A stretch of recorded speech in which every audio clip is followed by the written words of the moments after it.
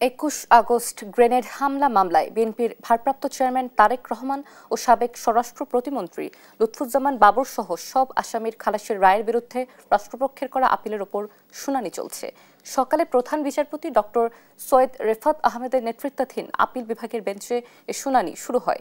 এর আগে এই মামলার প্রথম দিনের আপিল শুনানিতে রাষ্ট্রপক্ষ বক্তব্য উপস্থাপন করে।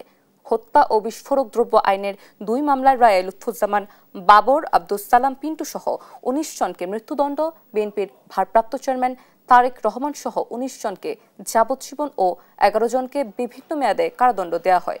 পরে বিচারিক আদালতের দেওয়া সাজার রায় বাতিল করে গত বছরের ১ ডিসেম্বর রায় দেন হাইকোর্ট। আসামিদের খালাসের রায়ের বিরুদ্ধে আপিলের অনুমতি পায় রাষ্ট্রপক্ষ।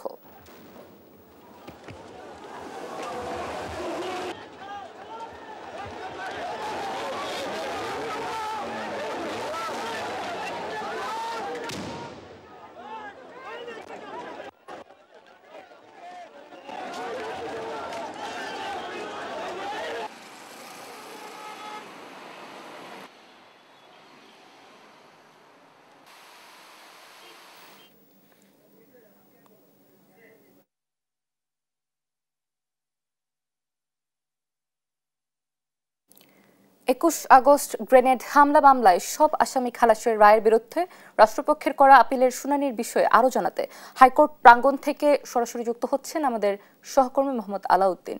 আমরা যুক্ত হচ্ছি তার সাথে। আলাউদ্দিন, শুনানি কখন শুরু হচ্ছে, এ নিয়ে কি তথ্য আছে আপনার কাছে যদি জানান?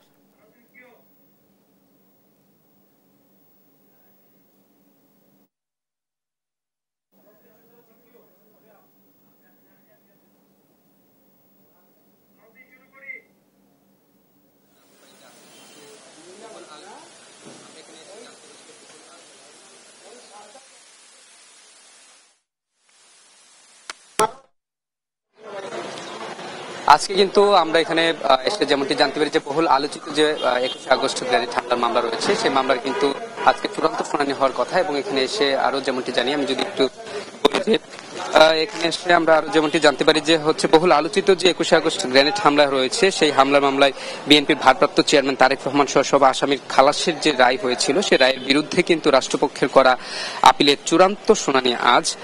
প্রধান বিচারপতি ডক্টর সৈয়দ রেফাত আহমেদের নেতৃত্বাধীন ৬ বিচারপতি আপিল বেঞ্চে এই শুনানি হবে আজকে। তো কার্যতলে ১ নম্বরে রয়েছে এই আপিলটি এবং আইনজীবী মোহাম্মদ শিশির মনির এই বিষয়টি নিয়েও তিনি বলেন। সেই সঙ্গে আমরা আরো জানতে পারি যে তারেক রহমান ও লুৎফুজ্জামান বাবর সহ অন্য আসামিদের বিরুদ্ধে যে ২১ আগস্ট মামলার আপিলের চূড়ান্ত শুনানি হয়েছিল, আগস্টের যে আপিলের যে ইয়াটি হয়েছিল সেটির কিন্তু চূড়ান্ত শুনানিটি হচ্ছে।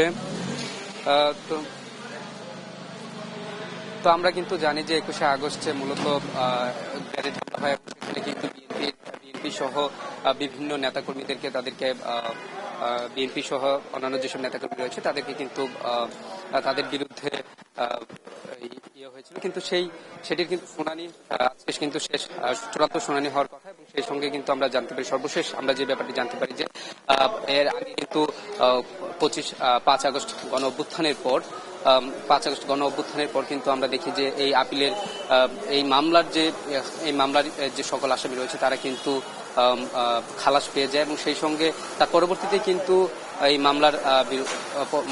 মামলার বিরুদ্ধে কিন্তু আবার আপিল করা হয় এবং সেই আপিলের কিন্তু চূড়ান্ত শুনানি আজ আবার হতে যাচ্ছে। তো এই ছিল আমার কাছে ২১ আগস্ট গ্রেনেড হামলা মামলার সর্বশেষ।